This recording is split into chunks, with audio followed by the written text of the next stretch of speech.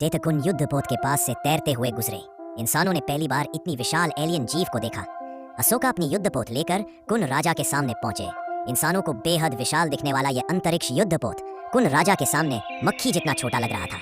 तभी कुन राजा ने धीरे धीरे अपना विशाल मुंह खोला, जिसमें लंबी और बेहद नुकीली दांतों की कतार दिखाई दी। अशोका ने अपनी युद्धपोत को सीधे कुन राजा के मुंह में पहुंचा दिया। जैसे ही रुका, कुन राजा का मुंह आकाश की तरह धीरे से बंद हो गया। फिर कुन राजा सबको लेकर अंतरिक्ष की गहराइयों में तैरने लगा। रास्ते में वे दूसरे युद्धपोतों के पास से गुजरे। योद्धा पहली बार इतने विशाल जीव के इतने करीब आए और सब इस रहस्यमय व बुद्धिमान जीव को देखकर चकित रह गए। कुन राजा के नेतृत्व में सभी के पुंछ वाले हिस्से से नीली रोशनी चमकने लगी। यह ऊर्जा इकट्ठा करने का संकेत था।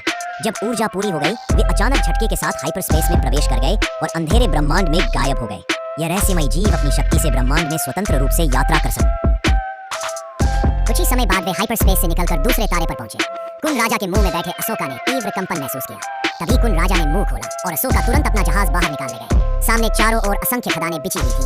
साम्राज्य ने बाहरी घुसपैठियों को रोकने के लिए ग्रह के चारों ओर विशाल खदानों का जाल बिछाया। कुन राजा का विशाल शरीर इनसे बच नहीं सकता था और ये खदानें अपने लक्ष्य को अपने आप ट्रैक भी कर सकती थी। खदानें तेजी से कुन राजा की ओर बढ़ी। चाहे उसकी रक्षा कितनी भी मजबूत हो, यह हमला सह पाना असंभव था। अंत में कुन राजा ने आदेश दिया और सभी ने फिर से हाइपरस्पेस में छलांग लगाई। अशोका ने अपने युद्धपोत को खदानों से बचाते हुए उड़ाया। सौभाग्य से जहाज छोटा और फुर्तीला था, इसलिए वे सुरक्षित रूप से खदान क्षेत्र पार कर गए। लेकिन अचानक साम्राज्य ने 3 जहाजों के दस्ते भेज दिए, जिन्होंने अशोका के जहाज पर लगातार गोलीबारी शुरू कर दी।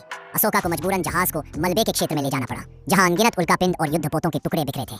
जरा सी चूक पर जहाज चकनाचूर हो सकता था। अंत में उस